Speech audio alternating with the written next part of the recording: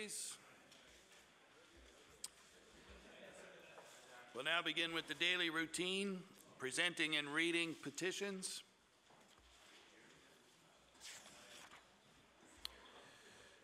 Presenting reports of committees.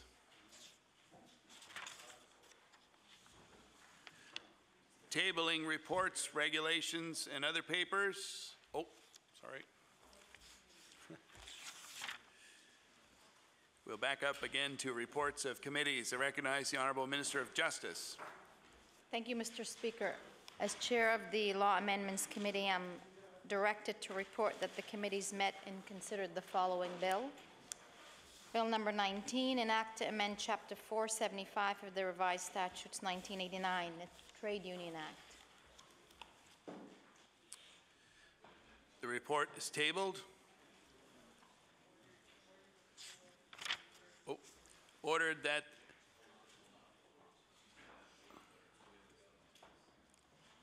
the Honourable Minister of Justice. The committee recommends the bill to the favourable consideration of the House with certain amendments. The report is tabled. Ordered that this bill be referred to the Committee of the Whole House on Bills.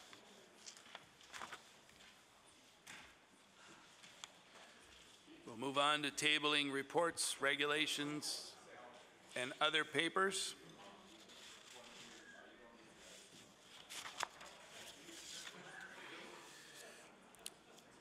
Statements by ministers.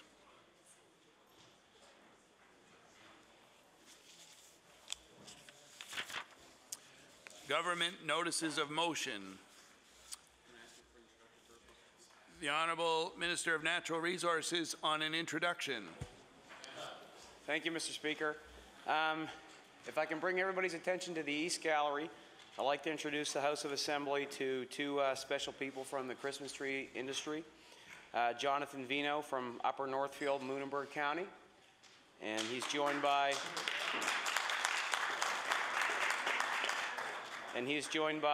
Richard Levy, Executive Director of the All Nova Scotia Green Christmas Tree Co-op. And I'm happy to inform the House that these are the gentlemen responsible for our beautiful 16-foot Christmas tree that was donated to Province House. So on behalf of all of us, thank you very much, and please receive the warm welcome of the House. The Honourable Minister of Natural Resources. Thank you, Mr. Speaker. I hereby give notice that on a future day I shall move the adoption of the following resolution. Whereas Nova Scotia is Canada's second largest exporter of Christmas trees, an industry that injects $30 million into the provincial economy every year, and whereas Lunenburg County Christmas Tree Producers Association, Mike Ketty, and members Murray Krause of Foxburg, Jeff Reeves of Forty, Sandsel, Blackadar of New Canada, and Jack Wenzel of Parkdale donated trees to his honor, the Lieutenant Governor, the Premier, the Minister of Agriculture, and to me as Minister of Natural Resources, and which were in turn presented to charities here in the province on December 4th. And whereas the House of Assembly has its own marvelous 16-foot tree donated by Jonathan Vino of Upper Northfield, Lunenburg County, a member of the All Nova Scotia Green Christmas Tree Co-op Limited, for the enjoyment of the members, their families, and the guests who visit Province House this month. Therefore, it be it resolved that all members of this legislature thank the Lunenburg County Christmas Tree Producers Association for their generosity and extend our warmest season's greetings and best wishes this year. Mr. Speaker, I ask for waiver of notice and passage without debate. There has been a request for waiver. Is it agreed? It is agreed. Would all those in favor of the motion please say aye? Aye. Contrary minded, nay. The motion is carried.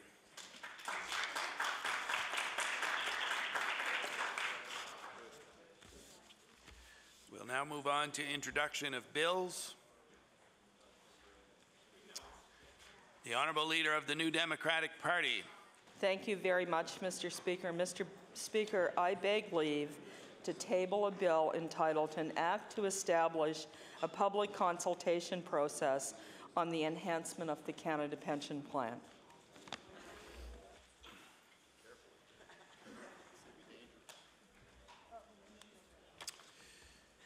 Honourable Leader of the New Democratic Party begs leave to introduce a bill entitled An Act to Establish a Public Consultation Process on the enhancement of the Canada Pension Plan. Bill number 28, entitled An Act to Establish a Public Consultation Process on the Enhancement of the Canada Pension Plan. Ordered that the bill be read a second time on a future day.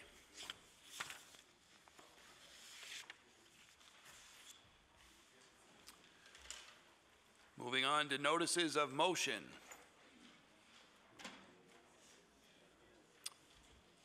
The Honourable Leader of the New Democratic Party.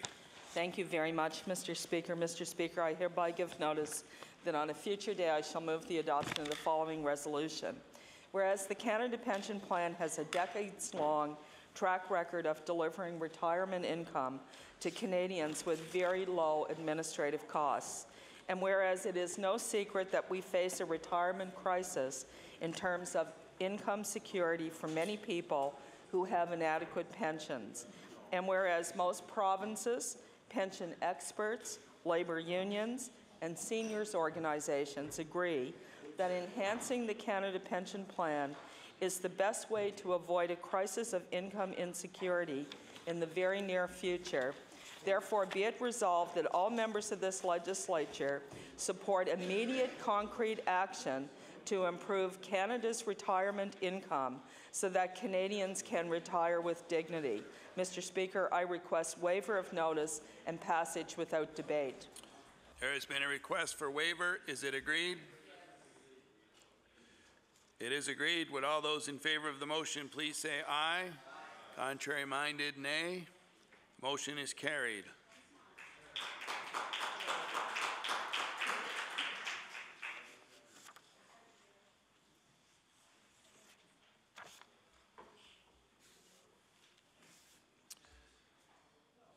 Barring no other notices of motion, we'll move on to oral questions put by members to ministers. The time is now 10:10. We will finish at 11:40. The Honourable Leader of the Official Opposition. Thank you, Mr. Speaker. Mr. Speaker, today I would like to return to where we started in this House session just a few short weeks ago, when we were here for the first time since the election and were determined, and I believe sincerely so from all sides, to find areas of common ground where we can work together. And so I do have a question for the acting Premier, and it is in that spirit. Mr. Speaker, we read in allnovascotia.com today that there may well be a report coming forward from the acting Premier, who is our Finance Minister, of a looming budget deficit, and it may be reported as a sizable one, Mr. Speaker. And so I want to point out today that one of the areas where there is a great similarity between the official opposition and our position and the position of the Liberal government is in the need to find savings in the number of district health authorities across our province, the great health super bureaucracy that exists, to ensure that that money is available for actual health care. It's a common commitment of the Liberal Party in their election platform and of the PC Party in ours, Mr. Speaker. So we are here and ready to work with the government on the savings that can be found from a proper and overdue rationalization of the health bureaucracy. And so my question to the acting Premier, who is also Finance Minister, can she provide us with an update on when the government will be moving to change the health superstructure and the number of district health authorities? The Honourable Deputy Premier. Well, thank you very much, Mr. Speaker. I appreciate the question from the Leader of the Opposition. And I don't have the exact timing of that process that's underway with the DHAs, and I think it would be more appropriate to let the Minister of Health speak to that. But I would like to certainly suggest that we are looking for savings as we go forward, and as Finance Minister in that capacity, I'm looking for savings in all departments. We've asked for a 1% reduction. The Honourable Minister of Health. Thank you very much, Mr. Speaker, and to the Leader of the Opposition. I can perhaps give a short version, or I can give a very long version. But he's got two more questions. So I just want to say, first and foremost, where this is a significant change as to how we will deliver health care in the future, it's one that needs strong consultation with medical stakeholders, with the public, with unions, and that will be kicked off, and a schedule coming out early in the new year when we will visit all of the existing 9 DHAs, and the overarching plan is in place, but we now need to put the details for Nova Scotians early in the new year. The Honourable Leader of the Official Opposition on his first supplementary. Thank you, Mr. Speaker, and I appreciate that answer. Mr. Speaker, I said a moment ago that it's important that we return to the place where we started in this session, and that is to find areas of common ground where we can work together. And I do know that we've veered, all of us, from all sides, from that intent from time to time, even just in the last 2 weeks. But I do want to return to that important place where we work together on areas where we agree, Mr. Speaker, and this is one. In fact, Mr. Speaker, I just want to offer to the Acting Premier, the Minister of Health, that we put together our own plan on this. It's not exactly the same as the government's, but it's close. And I hope that we can work together, maybe even meet as leaders and health critics and ministers on how best to go about finding those savings that all Nova Scotians know are out there in our health super bureaucracy. Mr. Speaker, having said that, it is actually the healthcare workers themselves and the service they provide that I have in mind today. Because as long as they wait with uncertainty about their jobs, about the service that they provide, about what the future will look like for them and their employer. And so I would like to ask the Acting Premier if she can commit to moving quickly on this important issue so that healthcare workers can get on with whatever the new situation looks like for them. The Honourable Minister of Health. Thank you, Mr. Speaker, and I want to convey to Leader of the Opposition that this will occur within the first year, the first full year of our mandate, and in early January a plan will come out, and one of the things in the plan, the early days of the plan, will be to convey to all healthcare workers that this will be delivered in a very strategic, a very thoughtful manner, with little or no impact on the jobs of those who deliver the high-quality health care to the province of Nova Scotia. The Honourable Leader of the Official Opposition on his final supplementary. Thank you, Mr. Speaker. And again, I want to thank the Acting Premier and the Minister of Health for their words on this area of common ground that we can work on together. And Mr. Speaker, I know that when we in opposition put health care authority reduction on our platform, that we did our homework on how best to achieve it without unduly impacting healthcare workers themselves. And I just want to offer to share our work with the government as they put together their plan. Again, it's not exactly the same, but it's close enough that we can get to a better place by working together on this important issue, Mr. Speaker. And I will just again say that we are more than happy to do that when we find areas of common ground like we do here. Mr. Speaker, recent reports like those in allnovascotia.com that indicate that the province may well not have a surplus, as was previously reported, but in fact have a deficit, means that there will be more debt, Mr. Speaker, and less money for healthcare actual service as opposed to administration in the future. We all want to avoid that if possible. So when healthcare savings can be found in administration, I believe that it's important that we act to find those savings, and it is an area, I know, of agreement between the government and the official opposition. I do want to ask the Acting Premier, who is our Finance Minister, if she will agree to provide a timeline on health authority reduction along with her upcoming fiscal update. Honourable Deputy Premier.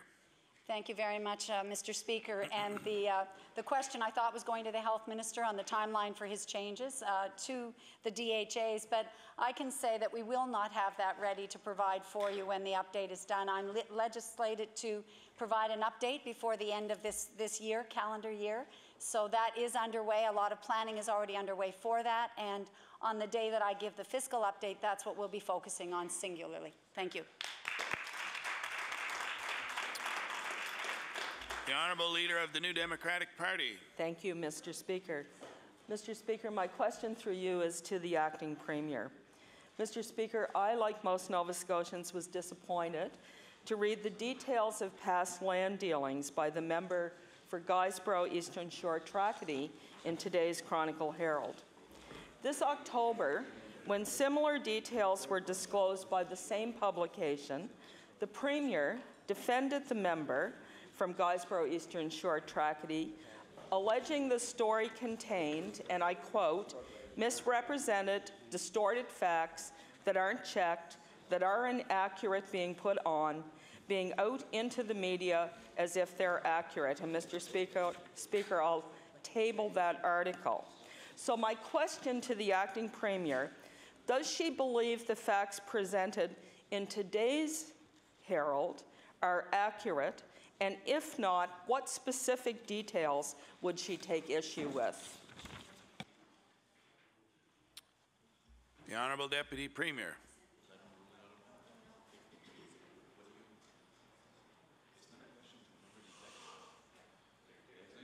I'll wait. Okay, the question doesn't apply to any specific ministry.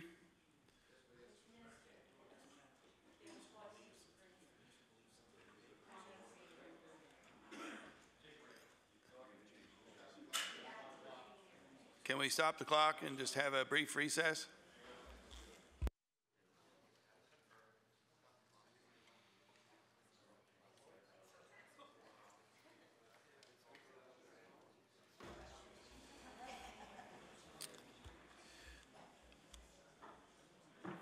I would suggest to the honourable member that whether the minister in question is asking her opinion on an article in the newspaper is not a proper question. Did you have something else?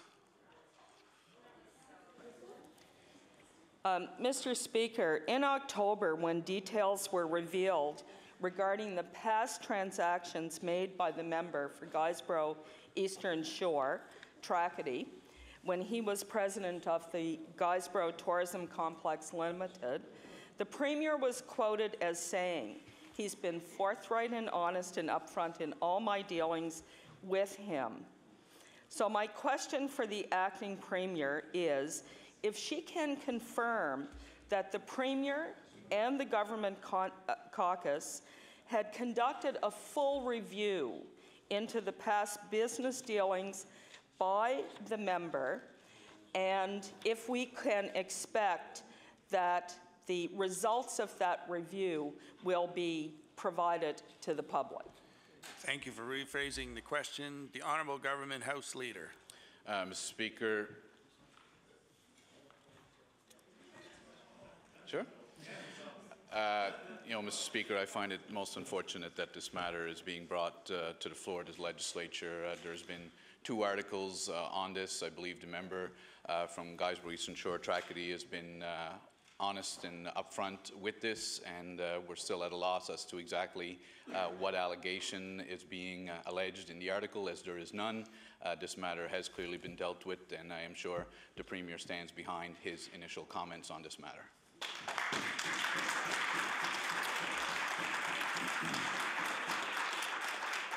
The Honourable Leader of the New Democratic Party on her first supplementary. Thank you very much, Mr. Speaker. Mr. Speaker, the Premier has stated repeatedly that trust is the yardstick by which Nova Scotians should measure this government.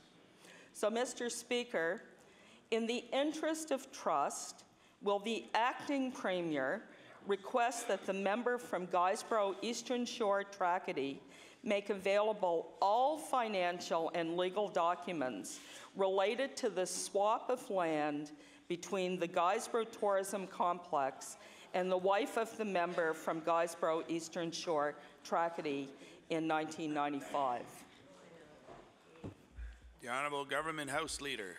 Mr. Speaker, when it comes to a question of trust, there is no better judge of trust than the residents of Nova Scotia. And when it comes to the member in question that the NDP have decided today to attack, I would suggest that the people have passed judgment in electing him for 25 years and as a municipal councillor.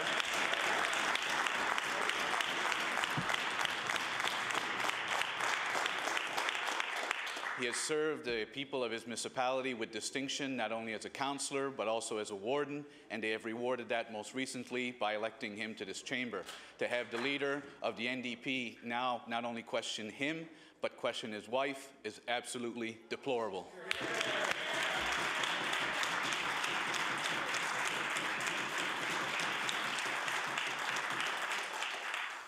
The Honourable Leader of the Official Opposition. Thank you, Mr. Speaker. I'd like to return to health care, if I may, an issue of great interest to all Nova Scotians. Mr. Speaker, in allnovascotia.com this morning it was reported that the government may well find that it's back into a deficit position, that the debts of the province continue to run up. That makes it very important that we work together to find waste and inefficiency in our system, like the number of health authorities, and ensure that that money is saved and directed to actual health care. I do have a question for our acting Premier, who is also the Minister of Finance. Last year it was discovered that Capital Health had been denied permission by the former NDP government to end its subsidy to a Tim Hortons franchise and other private fast food providers at its premises in the Capital District Health Authority. Mr. Speaker, this is an area where I believe there is also common ground between the new Liberal government and the official opposition, who both called the government of the day on why they would take healthcare dollars and spend it on fast food franchises. In fact, the leader of the Liberal Party now, our Premier, said at the time that it was, quote, corporate welfare of the worst kind, and I could not agree more.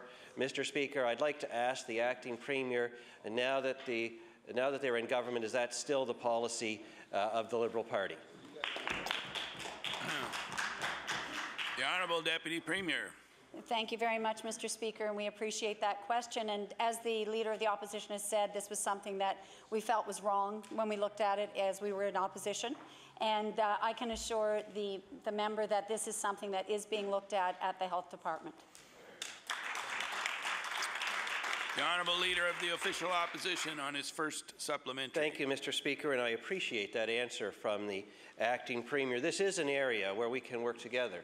Mr. Speaker, Capital Health has reported that they expect to lose approximately $1,400,000 on subsidies to private fast food providers like Tim Hortons on their premises each year, and tried 3 times under the previous NDP government to get permission to stop handing that money off to private companies like Tim Hortons so that they could then spend it on actual health care delivery. I'm very pleased to hear that just like us in the official opposition, the government sees the error in allowing our tax dollars to be used in such a wasteful way.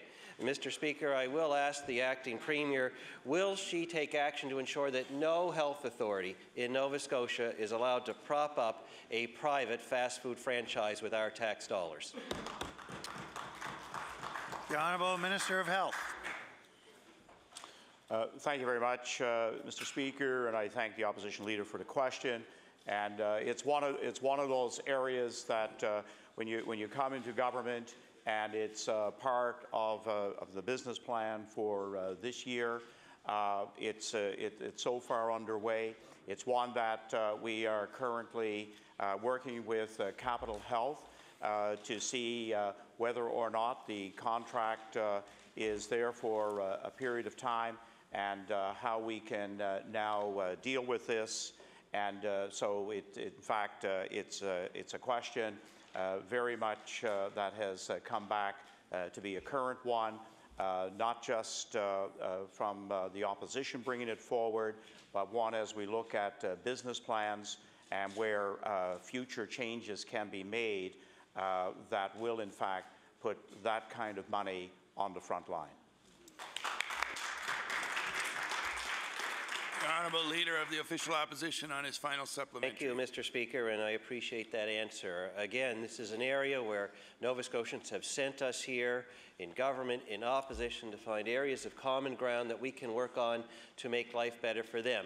Stopping the use of our tax dollars to subsidize a private Tim Hortons or other fast food outlet in our hospitals is a great way to actually ensure that our tax dollars get to real healthcare delivery and send a message about the importance of health promotion in our hospitals themselves, where the government's not actually encouraging the sale of donuts and French fries and so on in their own cafeterias. So I would like to ask the acting Premier if she can provide us the assurance that it will be the policy of the new government going forward that none of the health budget will be used for subsidy of private fast food outlets in our hospitals.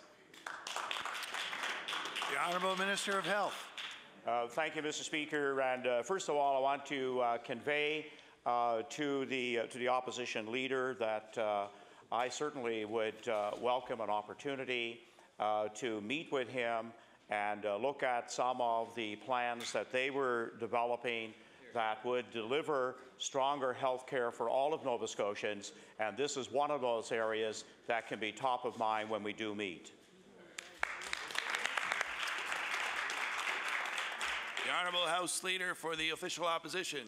Thank you very much, Mr. Speaker. My question too is to the Minister of Health. Paramedics extracted significant concessions from the previous government through collective bargaining. They left the remaining issues to arbitration. Paramedics were always concerned that any gains made would be clawed back by the company through increasing the costs of their benefits.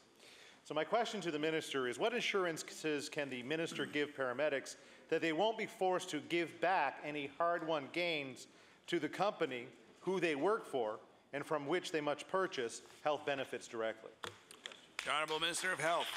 Thank you very much, Mr. Speaker, and I want to let the member opposite, the opposition leader in the House, or the opposition, House Leader. That's right. I want to speak about our paramedics, who we all know deliver one of the strongest services of critical care in the province.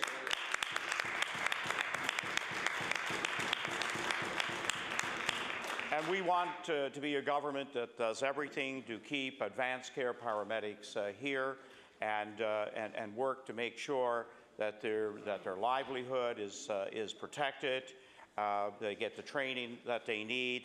And in this particular area, I would have to say at this stage, I have not looked at the details of the last contract and how it is going to impact on the compensation for paramedics, but it is one that I can assure the member opposite that I am prepared to take that detailed look at and to hear from paramedics directly on how it may affect them. The Honourable House Leader for the Official Opposition on his first supplementary. Thank you very much, Mr. Speaker, and I do thank the Minister for that answer, because it does just roll into my next question, but I'm going to provide him with a little more detail and help him out a little bit here. There's some evidence already that paramedics will be forced to pay back some of that hard-won money through collective bargaining and arbitration through increased benefit premiums. In fact, in a memo dated December 4th, informed members of the IUOE Local 272 that, quote, in the spring, IUOE Local 272 was notified of the decision to hold and defer any premium changes for the short-term disability and long-term disability plans while working through the collective bargaining negotiation process. This is, Mr. Speaker, an admission that the company was waiting to see what the new contract would cost before setting benefit premiums. The memo also lets union members know that their premiums will be going up $12 each pay.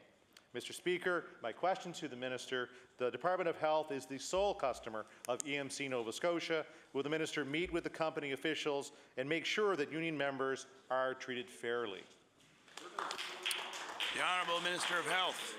Thank you, Mr. Speaker, and that's a very, very important question that in regard to paramedics and making their livelihood in the province while delivering first-class, really a top-class service of anywhere in North America. I will meet with the new head of EMC to discuss this issue, but I can guarantee this House, Mr. Speaker, I won't be a minister that interferes with negotiations. The Honourable House Leader for the official opposition on his final supplementary. Thank you very much, Mr. Speaker, and no, I hope not, because we saw what it cost us on the last round. So my final question, Mr. Speaker, to the Minister, requiring employees to purchase health benefits from the company that they work for puts a company in an unfair advantage. As you know, there's a lot of give and take here, as it's a conflict of interest that EMC is actually owned by Blue Cross, who gives them their insurance as well. So my final question, will the Minister look into allowing paramedics to purchase health benefits from whichever company that they choose? The Honourable Minister of Health. Thank you, Mr. Speaker, and to that question, I can assure the member opposite that this will be part of reviewing with the head of EMC because they are providing a service to the government of Nova Scotia and to all Nova Scotians, and having a good deal for paramedics is a good deal for Nova Scotians. The Honourable Leader of the New Democratic Party. Thank you, Mr. Speaker. Mr. Speaker, my question through you is to the Minister of Finance. Mr. Speaker, financial analysts have been warning for some time that Canadians are not saving enough for retirement. A growing number of hard-working Nova Scotians are facing retirement without adequate pension income through workplace plans, personal savings, and have only the Canada Pension Plan to rely on. Mr. Speaker, when the provincial finance ministers met last year, there was a growing consensus that the Canada Pension Plan is the best vehicle for addressing what will be a serious income and consumption crisis very soon. So, Mr. Speaker, my question to the Minister of Finance is this: where does your government stand on enhancing the Canada Pension Plan?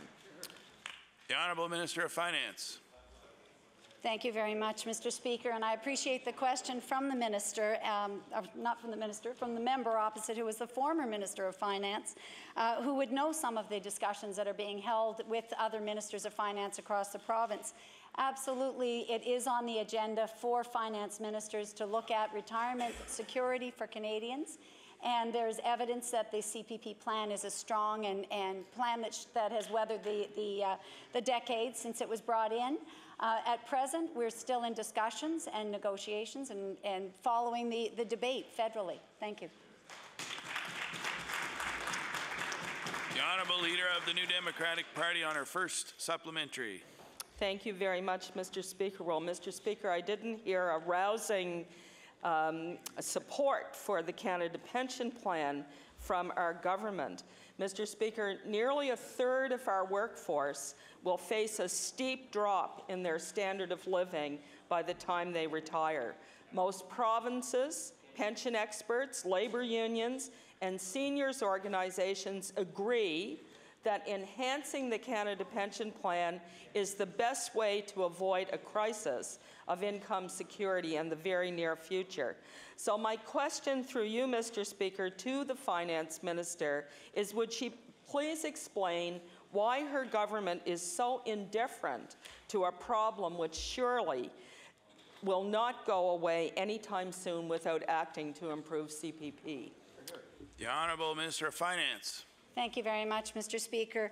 And the question of enhancing retirement income is not one that can be answered in just a a few short sentences here in question period. But I would like to say that our government takes it very seriously that people are retiring without adequate replacement income from private pension plans or from their own savings or from the Canada Pension Plan. But the minister is wrong in saying that this would be, I wrote down, she said in the very near future that this would help.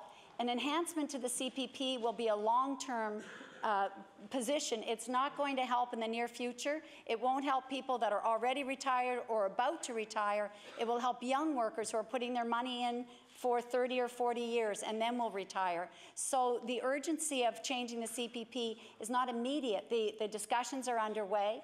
The federal minister and the provincial ministers are looking at it, and it is something that needs to be in the mix with public plans, voluntary plans, and so on. The Honourable Leader of the New Democratic Party on her final supplementary. Thank you, Mr. Speaker. Well, Mr. Speaker, Federal Finance Minister Jim Flaherty has been dragging his feet on any action that would lead to improving the Canada Pension Plan. First, he said he wanted all the provinces in agreement, and then he said the economic recovery following the recession had to be stronger. So, Mr. Speaker, my question for the Minister of Finance is why is she and her government adopting the position of the Harper government on enhancing the Canada Pension Plan? The Honourable Minister of Finance. Thank you very much, Mr. Speaker. And again, I think the member opposite is wrong in suggesting that she understands what the position is of the government. We have a position of being responsible and caring for pensioners and doing our very best to look after the people of Nova Scotia as they approach retirement or are in retirement. Mr. Speaker, I spoke strongly against a move by the NDP government which took away the indexing of pensioners that were under the public service plan, and that, I think, shows where our intentions were strong. Thank you.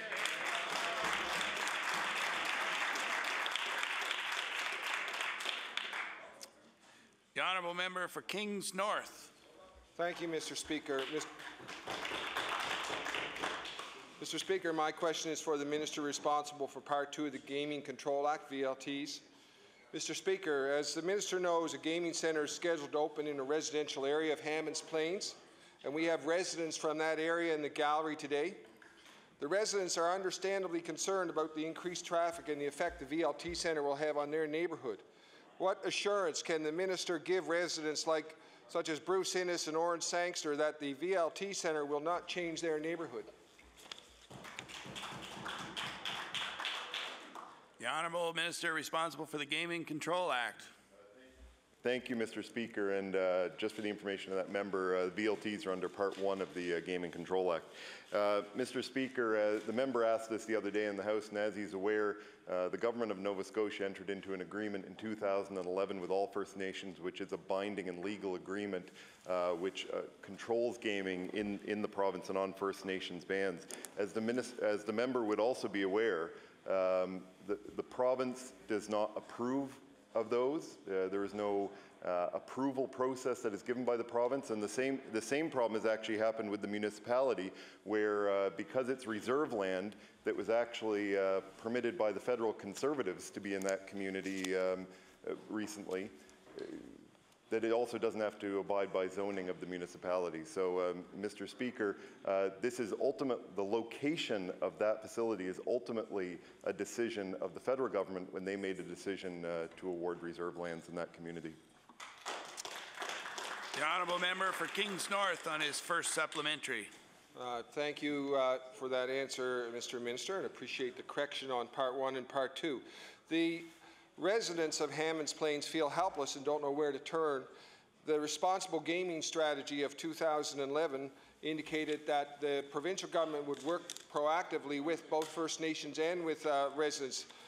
Will the minister commit to meet with the concerned citizens of Hammonds Plains and discuss this? The Honourable Minister responsible for the Gaming Authority. Yes.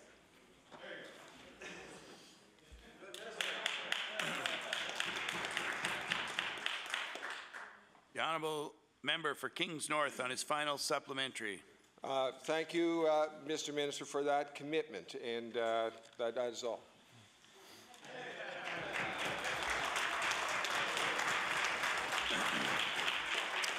The Honourable Leader of the New Democratic Party. Thank you, Mr. Speaker. Mr. Speaker, again, my question through you is to the Minister of Finance.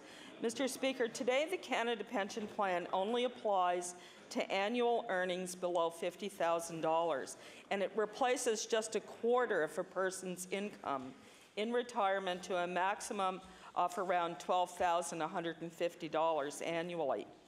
PEI's Liberal Minister of Finance understands that this is nowhere near enough income for middle-income earners to plan retirement around, and he has come up with a plan. The PEI plan would gradually increase coverage up to approximately $100,000 annually and replace 40% of income. So, Mr. Speaker, my question to the Minister of Finance, would she indicate if she's prepared to support, even in principle, PEI's approach? The Honourable Minister of Finance. Thank you very much, Mr. Speaker. And, you know, again, I understand the importance of this question, but I think that it's important for the House to know that this is an issue with a lot of different impacts. Certainly, we want to talk with business who have to pay their share of this employee benefit if it were to be increased. We have a lot of consultation to do, a lot of study to do, and I'm not today prepared to give a position to the member opposite on this. What I will say is that we're very well aware of the pension needs of Nova Scotians and the elements that have to be improved to get them to a proper retirement. The Honourable Leader of the New Democratic Party on her first supplementary. Thank you, Mr. Speaker. Mr. Speaker, Bill Van Goyer, the chair of the Canadian Association of Retired Persons, or CARP, wrote a letter to Jim Flaherty, the Premier, and the Minister of Finance on November the 13th. And Mr. Speaker, I will table a copy of that letter. Mr. Van Goyer wrote, and I quote, "The choice is now up to you to decide and declare if and when there will be a change to improve the CPP." So, Mr. Speaker, my question for the Minister is, what is your response to the Canadian Association of Retired Persons? The Honourable Minister of Finance. Mr. Speaker, I think it's important to note that I've had discussions with the Minister of Finance from Prince Edward Island, and I've certainly reviewed his plan as well that's put forward, but it's important to know that these discussions have been underway on the federal and provincial level since 2009, that the plan and the proposals have changed, that there are objections by certain provinces that are being, I would say that the Minister of Finance from PEI is trying to address and make changes. So it's a very fluid discussion, a lot of negotiating and changing going on, and it doesn't require Nova Scotia to have a position today. The Honourable Leader of the New Democratic Party on her final supplementary. Thank you very much, Mr. Speaker. Well, Mr. Speaker, I'd like to table a paper called Strengthening the Canada Pension Plan, Take It to the Public, in which the Caledon Institute correctly points out that the deliberations on reforming the CPP are happening behind closed government doors. So my final question to the Minister is this. Given that the matter of income security is of such importance for a growing number of Nova Scotians, shouldn't there be formal consultations with the public on enhancing the Canada Pension Plan? The Honourable Minister of Finance. Thank you very much, Mr. Speaker. And again, I would simply say that this is an issue that's been ongoing for years, that we will be part of that discussion, that I have spoken to a number of the finance ministers from across the country, most notably PEI in Ontario, who are in favour of changes. But we also have a meeting set up with the Canadian Federation of Independent Business. We need to hear from their view as well, as I'm sure everyone in the House can appreciate. And Mr. Speaker, during their time as government, when the NDP had control of government, they did not confer with the retirees of Nova Scotia before taking away their indexing.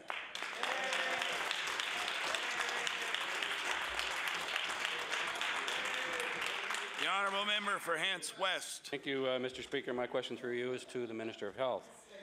Mr. Speaker, the Stadacona Hospital is scheduled to close in March of 2014. The military have offered to allow the government to use the operating rooms in this facility. The wait list for surgical procedures in this province is growing daily, as we know, and some would consider this out of hand. This puts undue stress and hardship on families as they care for a loved one who may be suffering while waiting. My question, has the Minister been in contact with the Department of National Defence about the use of the Stadacona operating rooms? The Honourable Minister of Health. Thank you, Mr. Speaker, and I thank the health critic opposite for the question. And at this stage, no negotiations or meetings have taken place, to my knowledge, in this regard. The Honourable Member for Hants West on his first supplementary. Thank you, Mr. Speaker. As the Minister knows, spending in health care is growing, and it will continue to do so as our population ages. In the past, the Auditor General has pointed out situations where the Department has failed to recognize cost savings and ignored opportunities that could save millions of dollars for our health care system. This overhead at the facility at Stadacona is already long paid for, and there are military doctors there willing to work. Does the Minister agree that this is worthy of consideration for the hundreds of Nova Scotians waiting for surgery? The Honourable Minister of Health. Thank you very much, Mr. Speaker. As we take a look at reducing surgical wait times, in particular with orthopedics, cataract surgery, general surgery, all of the capacity in the province is being looked at. One of the reasons why we are changing the DHA structure is to allow for greater collaboration for clinicians to practice in multiple facilities, and this is a worthy idea that the member has brought forward. The Honourable Member for Hants West on his final supplementary. Thank you, Mr. Speaker, and I appreciate the answer from the Minister. And I'll go right to my question. Given that there is an opportunity, will the Minister commit to working with the representatives of the Stadacona Hospital to open their operating rooms for Nova Scotians before that potential closure in March of 2014? The Honourable Minister of Health. Thank you very much, Mr. Speaker. And what I can commit to is gaining an understanding of what kind of a relationship and process needed for Nova Scotians to deliver, Nova Scotian physicians to deliver services within the context of a military base and military operation, and that I'm sure is provincial, federal requirements there, and we can certainly have a look at that. The Honourable Member for Queens Shelburne. Thank you, Mr. Speaker. Mr. Speaker, my question is for the Minister of Transportation and Infrastructure Renewal. Mr. Speaker, winter is a treacherous time for drivers and people walking. Dark, snowy, foggy, and wet weather makes it difficult to see properly. Since the beginning of November, there has already been a half a dozen different incidents involving people being struck in crosswalks. My question, Mr. Speaker, my question to the Minister is what action is this government taking to increase awareness about crosswalk safety in Nova Scotia? The Honourable Minister of Transportation. Thank you, Mr. Speaker, and I do truly thank the member for his question. Every member of this House and many Nova Scotians are aware of what's happening with pedestrian traffic in particular and some of the things that are happening around sidewalk safety. In particular, the HRM has a traffic study committee that they're commissioning a report looking at all sort of some of the factors involved in some of these the collisions and the issues we're having with sidewalks. They're going to release that report in February. At that time, we're going to engage with our municipal partners to see what the details are. We're very interested in learning. We want to keep Nova Scotians safe too, Mr. Speaker, so it's important for us to see what those recommendations are. At that time, we'll take a look. There's been a number of instances where we've partnered with municipalities in the past to increase and enhance pedestrian safety. Obviously, we want to keep people safe. We're going to endeavour to do that. In any way we can be partners with the municipal units, we will do so in the interest of safety for Nova Scotians. Thank you. The Honourable Member for Queens Shelburne on his first supplementary. Thank you, Mr. Speaker. I thank the Minister for your response. Mr. Speaker, improve crosswalk safety means listening to all stakeholders involved to ensure a comprehensive strategy is in place. My question to the Minister, what conversations has the Minister had with community stakeholders about the issues of crosswalk safety since the first instance last week, and what recommendations, if any, did they make to the minister? The Honourable Minister of Transportation. Thank you, Mr. Speaker, and thanks for the question. I've met with the Road Safety Committee yesterday morning. Again, as a Nova Scotian, as an MLA, and as someone who's concerned about the safety of our citizens, I want to understand sort of where we help and what role we play. So, again, we've got department officials who are in constant contact with the municipal units, with private stakeholders, and there's some in particular in the HRM who have some very good ideas and has done some significant research on what ways we can improve safety for pedestrians and, of course, for drivers, as this is a shared responsibility in the sidewalks and on the roadways. So we are listening to any stakeholder, and for me as the minister, if there's someone that has suggestions and ideas on how we improve these things, I'm all ears. Again, it is the responsibility and the jurisdiction of the municipalities. However, we're going to work together, and specifically with this study in February, I think that creates a lot of dialogue for us to move forward, and again, where we can help, we certainly will. Thank you. The Honourable Member for Queens Shelburne on his final supplementary. Mr. Speaker, crosswalk safety isn't a new issue, but I think the Minister of Transportation would agree that there are always opportunities to find new and better ways of doing things. My final question to the Minister is that what new initiatives is government examining to ensure crosswalk safety is at the top of the minds of all Nova Scotians? The Honourable Minister of Transportation. Thank you, Mr. Speaker. Basically, how this works is the Transportation Association of Canada creates a set of standards, and that's sort of abided by for all provinces and all municipal units.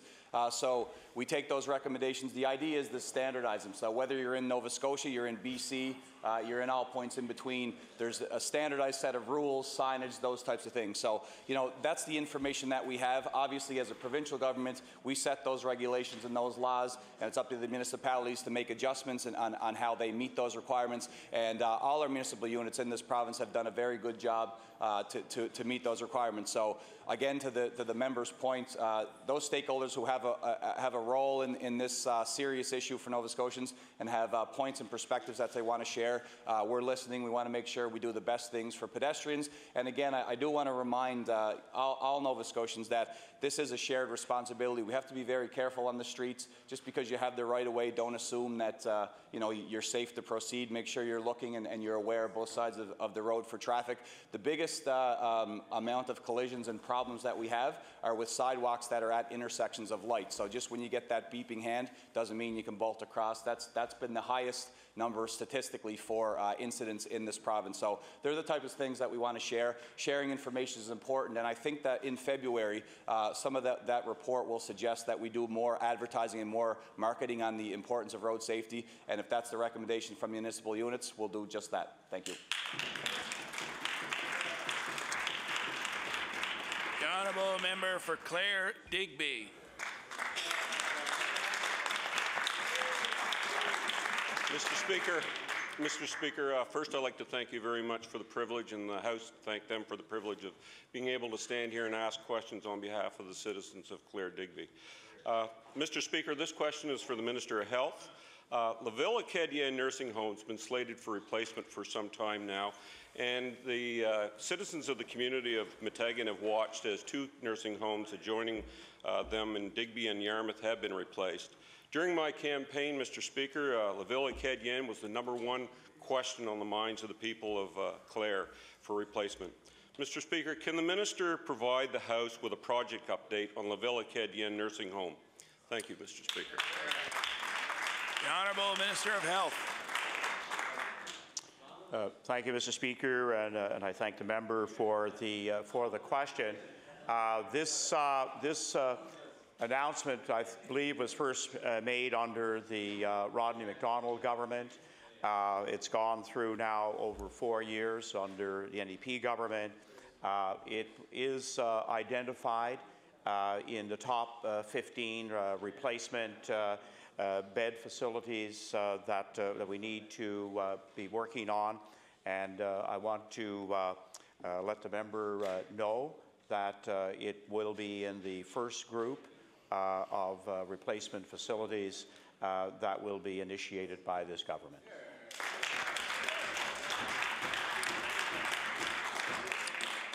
The Honourable Member for Kings North. Mr. Speaker, my question is for the Minister of Agriculture. Mr. Speaker, late last week, the Minister of Agriculture announced an aid package for strawberry growers in the amount of $2.3 million. The amount provided by the government is about half of what the industry requested. Mr. Speaker, it is important to the province's strawberry industry that all strawberry growers eradicate the virus that damaged last year's crop. If the aid package provided by the government is insufficient to do the job, will the minister provide more funding to make sure the Nova Scotia strawberry crop is healthy and sustainable in the coming years?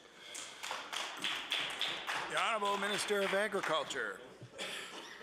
Thank you very much for my honourable colleague's question. It's a very important question to the agriculture industry in the province, and we are presently under negotiations, having meetings with the Federation of Agriculture, and the farmers are involved to see if indeed the funding is suitable for the situation that we've encountered.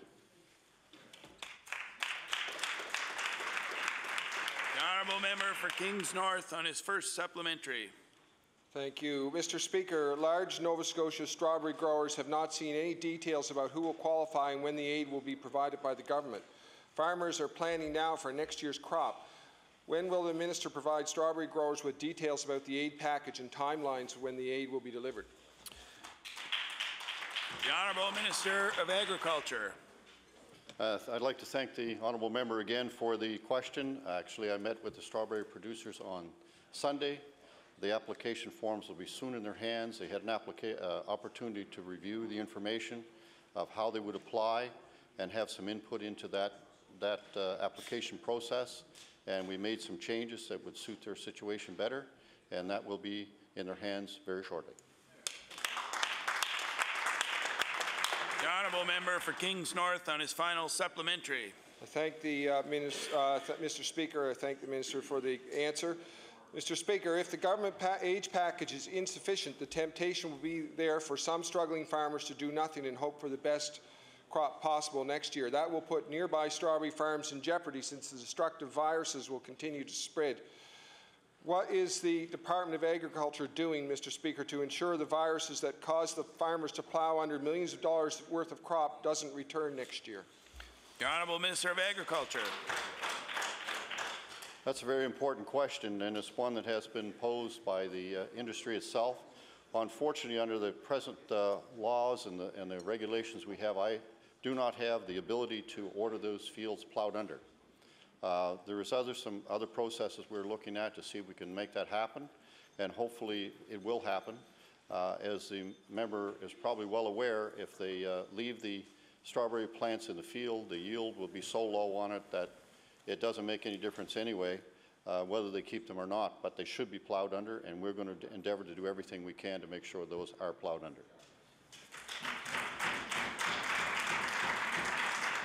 The Honourable Member for Chester St. Margaret's. My question is to the Minister of Seniors. The Liberals have promised a 1% cut to almost every single government department, including the Department of Seniors. This is a small department that financially supports extremely important programs for our seniors population. $1 cut will negatively affect our Nova Scotia seniors in that department. Any cuts will. So my question to the Minister, why is the Minister cutting funding to the Department of Seniors why is the Minister cutting funding to the Department of Seniors when seniors need our support the most? The Honourable Minister of Health and Wellness and Seniors. Thank you very much, Mr. Speaker, and I thank the member opposite for a very, very important question. I can see already, since arriving at the Department of Health and Wellness and Seniors, that the demand grows daily, whether it's nursing home facilities, whether it's programs that have them active in the community. These are all very, very important areas.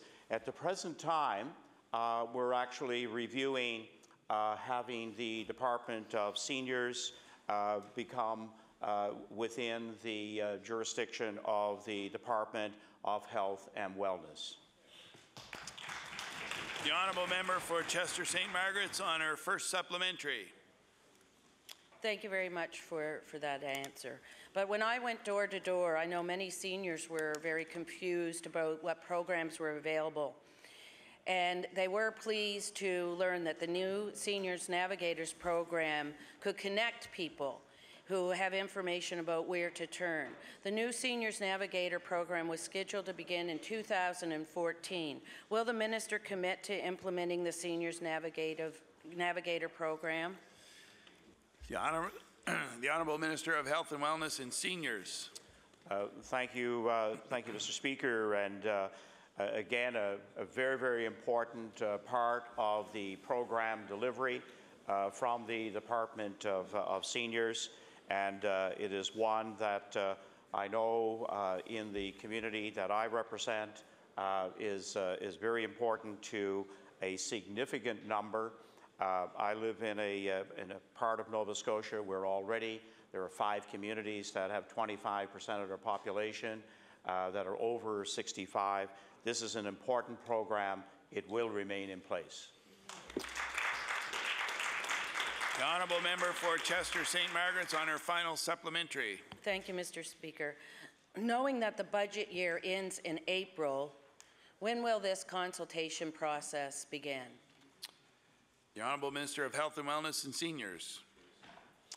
Thank you, Mr. Speaker. And I know that we will be dealing with the Seniors Secretariat, the Department of Seniors. And I know when I do the provincial tour around the restructuring of the DHAs, it'll be broad enough that many questions regarding healthcare delivery and in particular what we will be doing for seniors in the coming decades will be very much top of mind.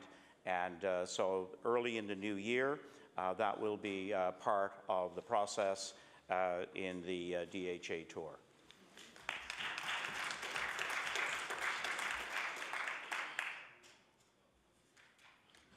The Honourable Member for Truro, Bible Hill, Millbrook, Salmon River. Thank you, Mr. Speaker. Mr. Speaker, my question is for the Minister of Environment. Mr. Speaker, last week, the Minister of Natural Resources told this House that he has, quote, never been a proponent of reducing protected land targets. I will table that, Mr. Speaker. My question for the Minister of the Environment is, has his colleague, the Minister of Natural Resources, written any correspondence to the Department of the Environment within the last 12 months calling for a moratorium on protected lands? The Honourable Minister of the Environment. Thank you, Mr. Speaker. Since the question posed actually details correspondence from my colleague, Minister of Natural Resources, I'd like to defer to him since he would be the source of the correspondence in question. The Honourable Minister of Natural Resources. Thank you, Mr. Speaker. To the member's point, I sent a letter on behalf of constituents that felt they were ignored during the NDP consultation process regarding protected lands. They had very specific concerns about accessing their camps and recreational grounds that they have used for generations, Mr. Speaker. I brought those concerns to the floor of this legislature as any MLA would who is representing their people. I'm proud of that. I will continue to do that on behalf of my members in my riding. And again, for the clarification of the House, Mr. Speaker, all parties unanimously voted in favor of that 13% target. This government remains committed to it. The Honourable Member for Truro, Bible Hill, Millbrook, Salmon River on her first supplementary.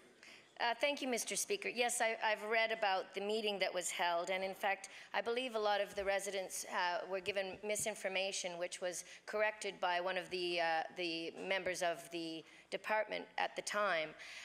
The Protected Areas and Parks Plan, which the province released in August of 2013, was the result of 2,000 written submissions and input from more than 1,300 people at 17 public open house sessions held across this province. But in spite of this, earlier this week, the Minister of Natural Resources said that his government will make sure the views of those asking for a moratorium on protected land will be considered moving forward. And I will table that, Mr. Speaker. So in April of 2011, the Sou'wester reported that the goal of the petition, Mr. Churchill, that the goal of the petition that the members signed was a complete moratorium on protected land identified in 40 different areas in Digby, Shelburne, and Yarmouth County. Therefore, Mr. Speaker, my question for the Minister of the Environment: can he please confirm whether these protected lands identified in the final Parks and Protected Areas Plan in August of 2013 are now actually being reconsidered by his department as stated by the Minister of Natural Resources? The Honourable Minister of Natural Resources.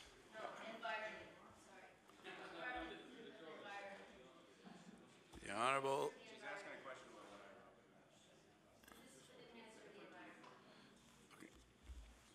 The Honourable Minister of Natural Resources.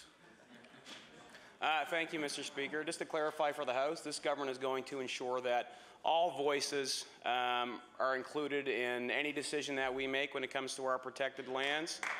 Because, Mr. Speaker, and especially, Mr. Speaker, the voices of those who live next to those protected lands and who have used them forever. This is a question around access to camps and recreational use. Our government remains committed to ensuring that Nova Scotians have access to our lands. And I guess I'm happy this question came up in the House because it identifies a clear difference between how the NDP approached this issue and how this government approaches this issue. The NDP sees Crown land as being the property of the government. Us, Mr. Speaker, we see our Crown land as being the property of the people of this province.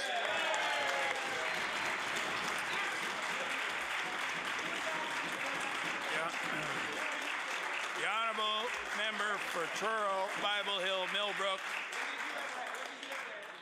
Salmon River on her final supplementary. Thank you, Mr. Speaker, and I thank the member for his answer, although I did not ask him that question. It was for the Minister of the Environment.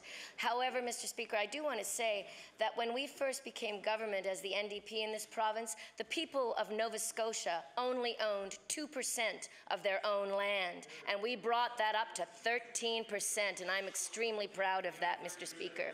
In fact, Mr. Speaker, our NDP government was lauded for our protected lands and conservation movements. We went from being last in this province to second in that area. And so my question, my third and final question, is for the Minister of the Environment. Can the Minister of Environment, if he's listening, could the Minister of Environment... Order, please. Would the Honourable Member please retract that previous comment? The Honourable Member for Truro, Bible Hill, Millbrook, Salmon River. Well, he wasn't listening, but I will retract that comment.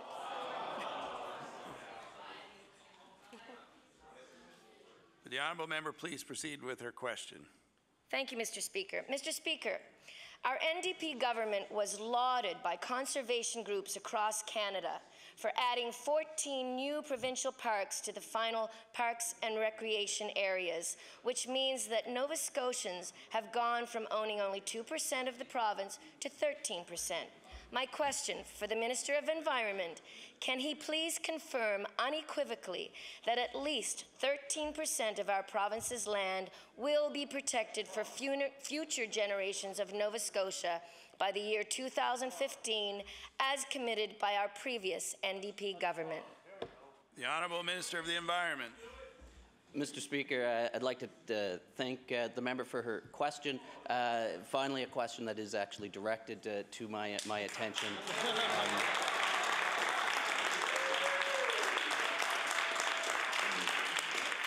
Before answering the specific question, I'd like to make a couple of clarifications. First and foremost, the 12 and 13% that have been referred does not refer to land that specifically owned or any change in the ownership specifically to the province of Nova Scotia.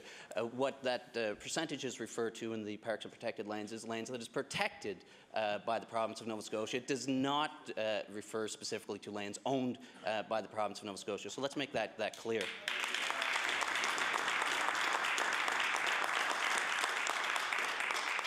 I would also like to clarify, as the Minister of Natural Resources stated earlier, to final point that was made in the preamble to the question is the fact that the decision to pursue an initiative to protect increased lands in the province of Nova Scotia was not just an initiative of the former government, but it was a decision that was unanimously passed by the House of all parties in the province of Nova Scotia. So let's get that clarified as well.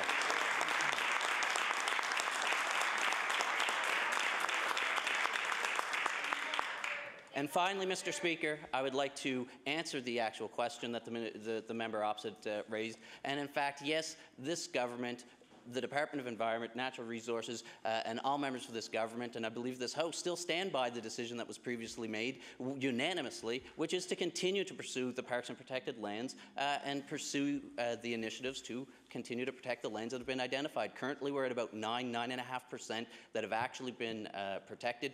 There have been initiatives in place over the last year or so that has increased that amount of land identified. We're in the process and continuing the process to make the necessary adjustments in the designations of those lands, and that is moving forward, and we are moving forward on that initiative, and it will be taking place. Any suggestions that the government is not committed to it is off grounds. Thank you.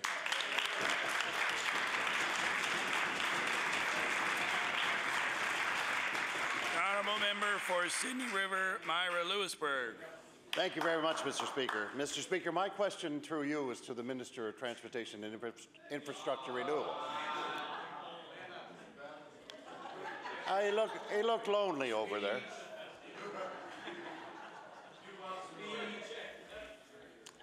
Mr. Speaker, during the last provincial election and shortly thereafter, the Premier of the province made a commitment to the people of Manitou that he would indeed have the MV Minor removed from the shores of the Scattery.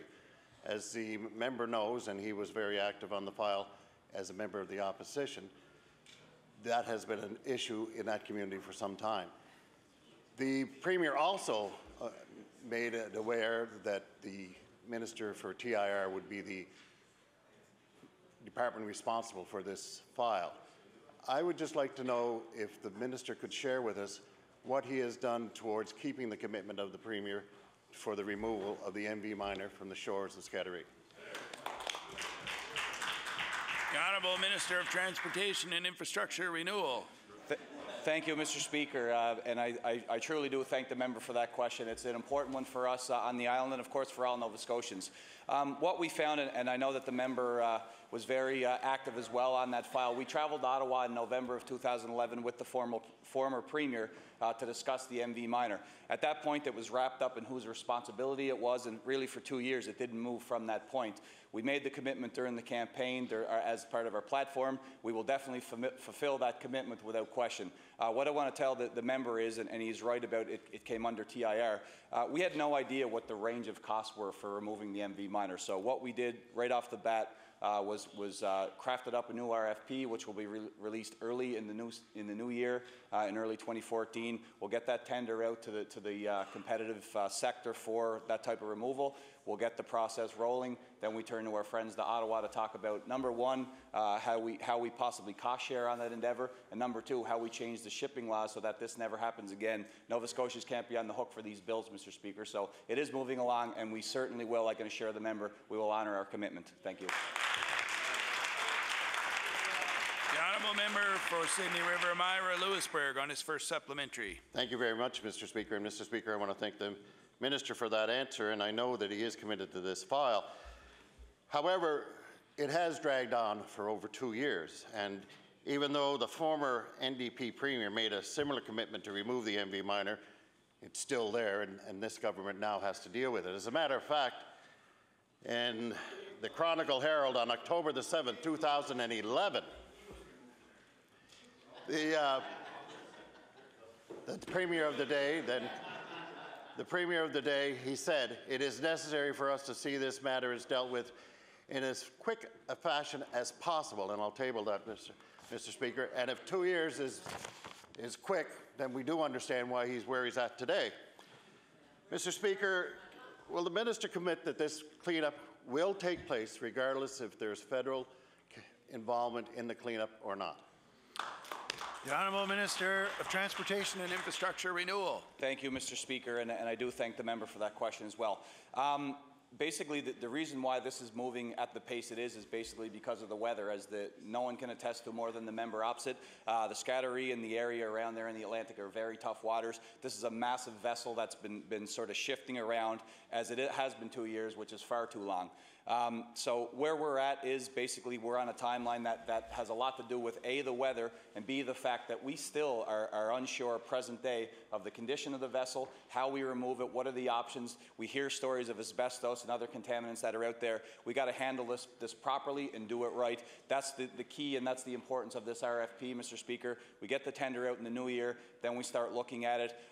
You know, knock on wood, but I can't imagine that we wouldn't get at this right away. My goal and our goal as a government is to make sure the MV minor is gone before the 2014 fishing season around the coast of the Scattery. Thank you.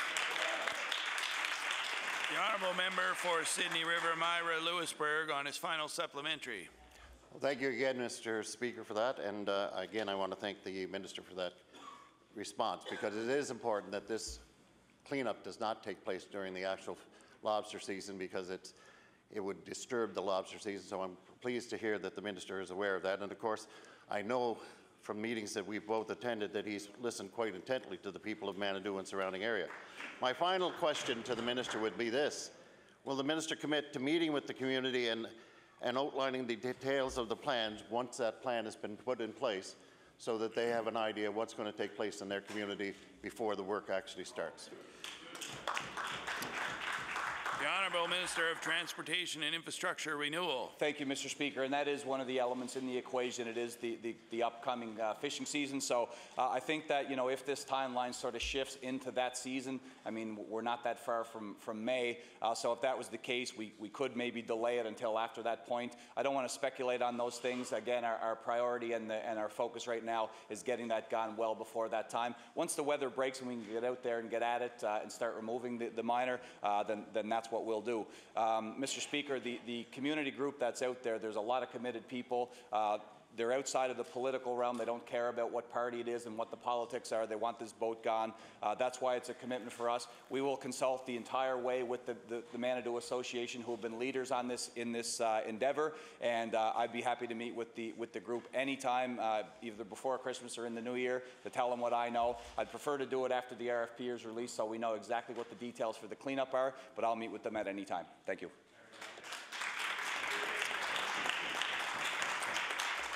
The Honourable Member for Colchester, Musquodoboit Valley. Yeah, thank you, Mr. Speaker. My question is for the Minister of Justice. We all know that when children go through trauma, their lives can be affected for a very long time. The Premier joined the PC caucus some time ago, calling for an inquiry into the alleged historical abuse at the Nova Scotia Home for Coloured Children. The Premier said he hoped that the terms of reference for an inquiry would be set by the end of the year.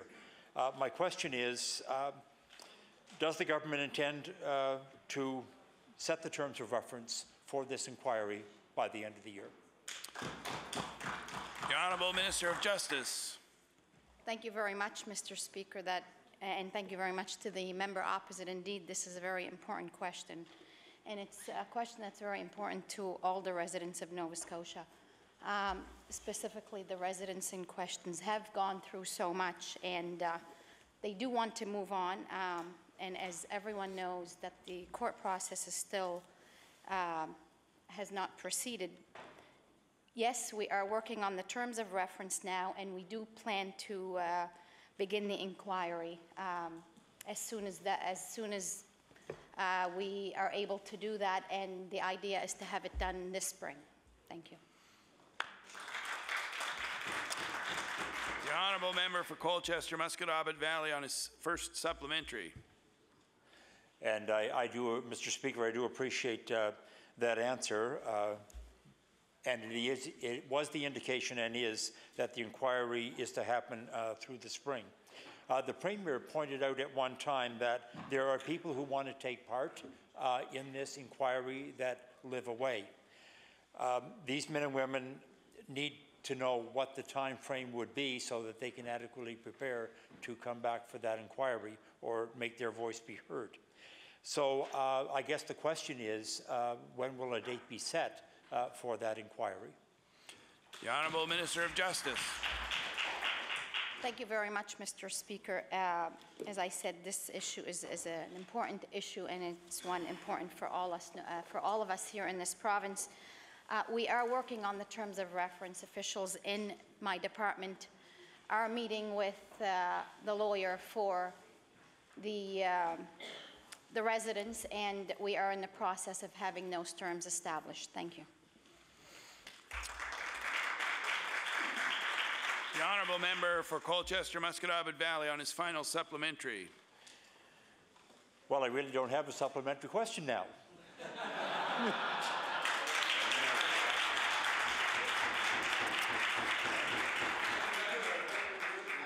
Mr. Speaker, I'm very pleased that the inquiry will take place, and we will be awaiting future information. Thank you.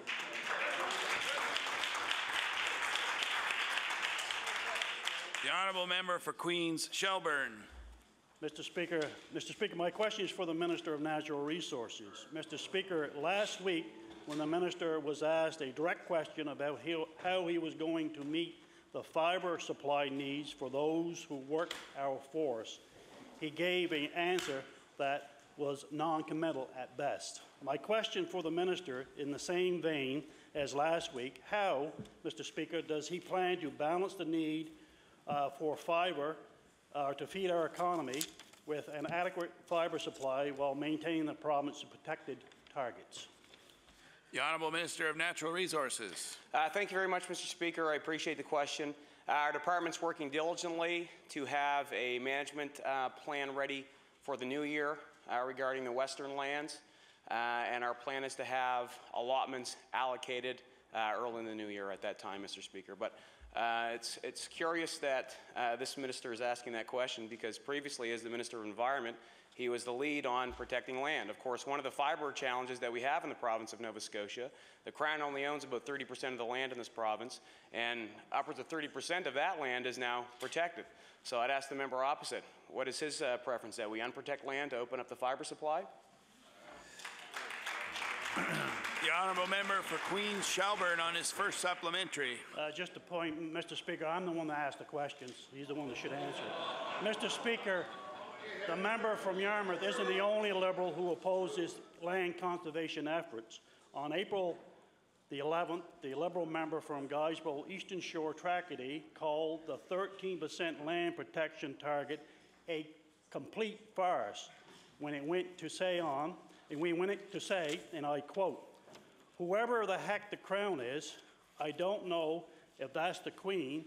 I guess it helps the province or holds the provinces in trust for the Crown," end quote. And I'll table that, Mr. Speaker.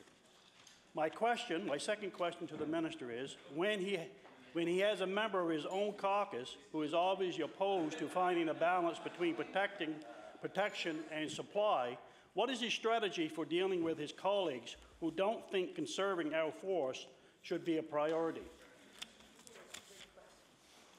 The Honourable Minister of Natural Resources. Thank you, Mr. Speaker. I view any dialogue in this legislature as just that, a dialogue between two parties, Mr. Speaker. Regarding the protected lands question, of course there was some disagreement in the public. I know that the goal of this legislature was to accommodate in a balanced way all interests when it comes to those lands. I believe that the government has done its best to do that. We settled on a 13% target. That is a target that this government remains committed to unequivocally. And if there's any debate about this issue, we can talk about it further. The Honourable Member for Queens Shelburne on his final supplementary. Mr. Speaker, just last week, the Ecology Action Centre praised our conservation efforts as a monumental achievement for natural conservation, and I'll table that. Mr. Speaker, my final question for the Minister: can Nova Scotians expect any changes to the current parks and protected area plan?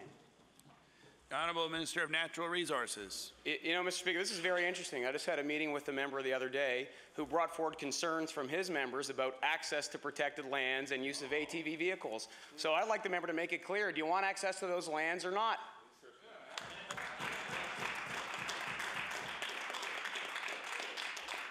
The Honourable Member for Northside Westmount. Mr. Speaker, my question is to the Minister of Health. Mr. Speaker, if we want to ensure more seniors are able to stay in their homes, then the government needs to make that possible for struggling seniors.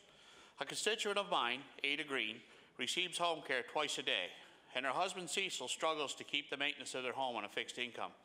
He cannot afford to pay to have his driveway shoveled, but if it's not cleared, home care will not come to provide the services his wife needs. So my question to the Minister is, does the Minister agree that this defeats the purpose of allowing the family to stay in their own homes? The Honourable Minister of Health and Wellness and Seniors. Thank you very much, Mr. Speaker, and I thank the member opposite for the question. And I know it is through individual issues and concerns that we're able to give more support to the home care program. This year, the budget had a significant increase in home care, and it obviously is not expanded to look after those kinds of needs at the moment, but I will certainly take the member's letter and concern of his constituent under my concern. The Honourable Member for Northside Westmount on his first supplementary. Mr. Speaker, our seniors have worked hard and contributed all their lives. They deserve better than this. Mr. Green struggles to keep his family's head above water. Once a month, he's forced to visit the local food bank to ensure there is food on the table for him and his wife. The reality is, this is not a situation unique to my constituency. Seniors all over the province are struggling. Many who wish to remain in their homes find it unaffordable and the system is unresponsive. So my question to the Minister is, what choice is the Minister giving to seniors? Does he really expect to keep seniors in their homes when they are already struggling to afford it? The Honourable Minister of Health and Wellness and Seniors. Thank you very much, Mr. Speaker, and it is an important question because we do have to keep more seniors in their homes, and it is an expanded program that looks after, in fact, what may seem to us as small needs, in fact, are very significant and large needs when it comes to getting into wood, cutting a lawn, and as the member opposite has brought up today, shoveling the snow to allow the caregivers to get to the house of a senior.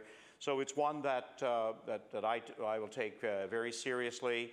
At the moment, we're reviewing the continuing care program and all that entails, and it does have a major emphasis and component around keeping seniors in the home. The Honourable Member for Northside Westmount on his final supplementary. Thank you, Mr. Minister. But as we wait for a review of the continuing care strategy, more families will be faced with impossible challenges. As winter approaches, more families like the Greens will struggle to clear their driveways so their loved ones can receive their proper home care. So my question to the Minister, is there anything that we can do now to protect those families before the winter season pushes them into further hardship? The Honourable Minister of Health and Wellness and Seniors. Thank you very much, Mr. Speaker. And sometimes I know in my riding, I've been able to partner with a service club that had a list of individuals who were prepared to help seniors. I know we want to expand the program. At the present time, we're living with a budget that's already in place and one that is very difficult to make adaptations to at this point in the year. But I will certainly take this case and what it means on the larger picture of providing a full array of services to help seniors stay in their home. The Honourable Member for Inverness. Thank you, Mr. Speaker. My question is for the Minister of Energy. Nova Scotia Power has started a request for proposals to replace approximately 250 employees. This includes thermal plant maintenance for power plants like Point Tupper, and line work along the South Shore and in the Valley. They plan to have discussions with companies who would do this work in the first quarter of 2014. My question, does the Minister agree with Nova Scotia Power that skilled labour can be found at a lower price to replace these workers? The Honourable Minister of Energy. Thank you, Mr. Speaker. Mr. Speaker, I appreciate the question from the member. I've already spoken with the IBEW and Nova Scotia Power about this issue. Quite frankly, I will not accept anything that reduces the service for Nova Scotians or the reliability for Nova Scotians in power generation, distribution, or safety in this province. I've made that absolutely clear to Nova Scotia Power. I will not let that happen, and I have had ongoing discussions. In fact, either myself or the Deputy Minister of my department has had pretty well weekly discussions with the IBEW on this matter, and we're keeping in constant communication. The Honourable Member for Inverness on his first supplementary. Mr. Speaker, on the Big Harbour Island Road along the shores of the Bredor Lakes, residents went without power for 67 hours last week. That was from Tuesday night at about 10:30 until Friday at a little bit after 5 o'clock. Now, Mr. Speaker, this is a line service that could benefit from a more responsive outlay of resources by the company. But it is a service delivered by Nova Scotians who live in our communities. These are people who have made a commitment to living here and raising families and presumably have their neighbours' best interests at heart. What specific assurances can the Minister provide for people on the Big Harbour Island Road that they will receive better service if future line workers are brought in from out of province to respond to power outages? The Honourable Minister of Energy. Thank you, Mr. Speaker. It's a little bit of a strange question because there are no specific assurances that I would provide, because I just finished telling the member that I will not stand for anything which reduces the service to Nova Scotians. And moreover, I'm not convinced, and I'm not sure how Nova Scotia Power feels that they would deliver many of those services without actually having people living here. It's pretty hard to operate a plant if the people who are operating the plant don't live here, for example. So, Mr. Speaker, I made that clear in the first answer, and I think his question is probably better addressed in that case to the people who are putting out the RFP, because I've already told this member that I won't stand for anything that reduces the reliability of the service to Nova Scotians. The Honourable Member for Inverness on his final supplementary. Well, Mr. Speaker, word on the street is that a BC company called Ballard Power is interested in picking up this contract. Now, Nova Scotia's Power's actions may be a retaliation to the government's commitment to charge the efficiency tax to Nova Scotia Power. If labour costs form a smaller percentage of overall power rate costs, and these changes will not lead to lower power bills, what is the government doing to address this matter for those workers who are living with uncertainty as we head into the Christmas season? The Honourable Minister of Energy. Thank you, Mr. Speaker. And as I already told the member, and maybe he wrote his supplementaries before he actually listened to the answers, but the reality is that we've been having weekly discussions with the union about this, and they've indicated they're actually very happy with the discussions they've been having with me and my department.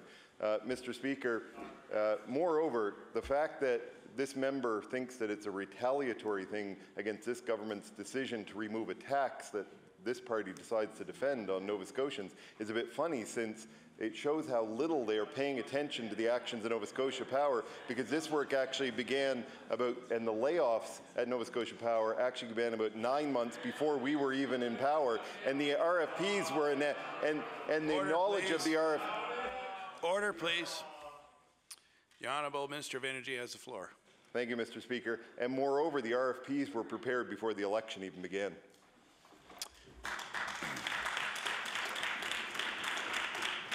Just a housekeeping note, we will go to 1141. The Honourable Member for Sackville-Cobequid. Thank you, Mr. Speaker. My question is for the Minister of Health and Wellness this afternoon. According to the province's Emergency Care Advisor, Dr. John Ross, collaborative emergency centres, or CECs, are community-based and locally managed solutions to the basic health care needs of Nova Scotians, while maintaining ready access to 24-hour emergency care.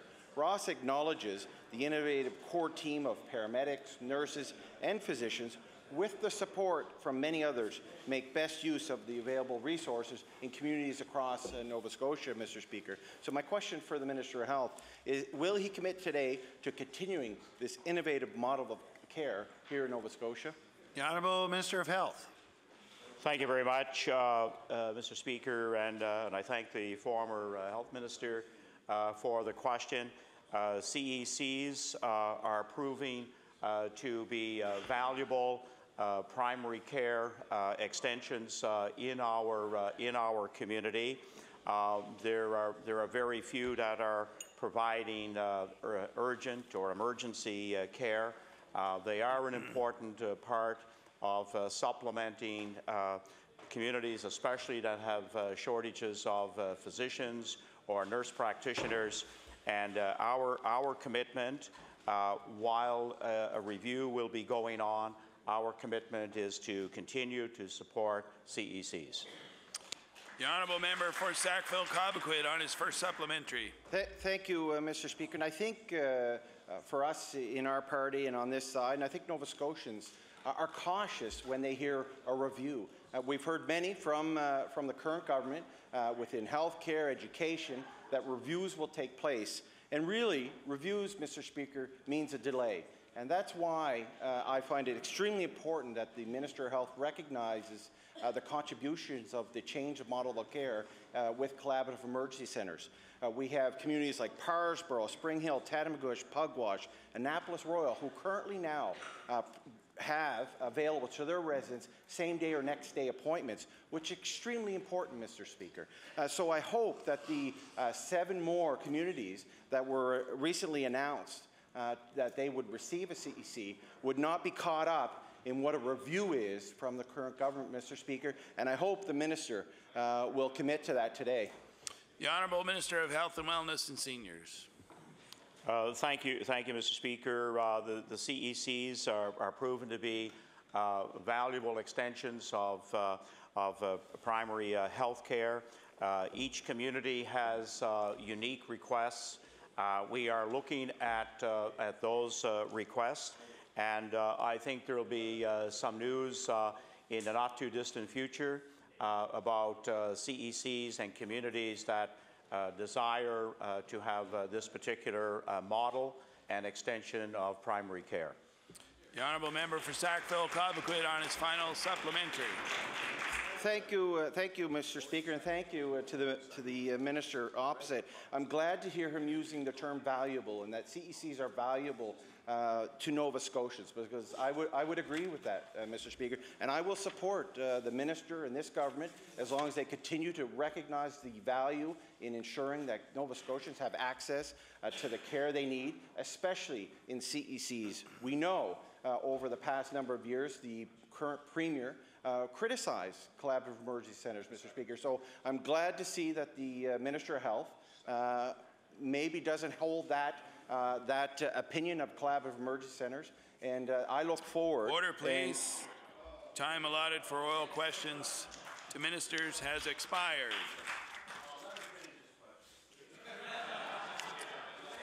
I recognize the Honourable House Leader for the New Democratic Party. Thank you, Mr. Speaker. Mr. Speaker, as I stated yesterday, that the New Democratic Party will not be calling business today because of a very, very important meeting that you're holding in the Red Chamber beginning at 2, Mr. Speaker. So it would be our position, Mr. Speaker, that we'll turn it over now to the Government House Leader to announce time and business for tomorrow. The Honourable Government House Leader. Thank you, Mr. Speaker, and again extend my thanks to the House Leader for the NDP for the cooperation that was shown for the hours today. For tomorrow's business, the House will meet from noon till 10 p.m. During that time, government business will include Committee of the Whole, Bills number 12, 14, 15, 19, and 20. As well, there will be Committee of the Whole for Bill number 13, Ladies of Sacred Heart at Halifax, and then we will proceed to third reading of Bills number 1, 5, 7, 9, 10, and 17. And if, with the consent of the House, the bills that will be dealt with in Committee of the Whole possibly be dealt with for third reading as well tomorrow. And if time permits, we will conclude with the address in reply. Madam Speaker, with that, I move that the House do now rise to meet again from the hours of 12 noon till 10 p.m. tomorrow, Thursday. The motion is that the House rise to meet again on Thursday, December the 12th, between the hours of 12 noon and 10 p.m. Would those in favor of the motion please say aye? Contrary-minded, nay. The motion is carried. We stand adjourned until 12 noon tomorrow.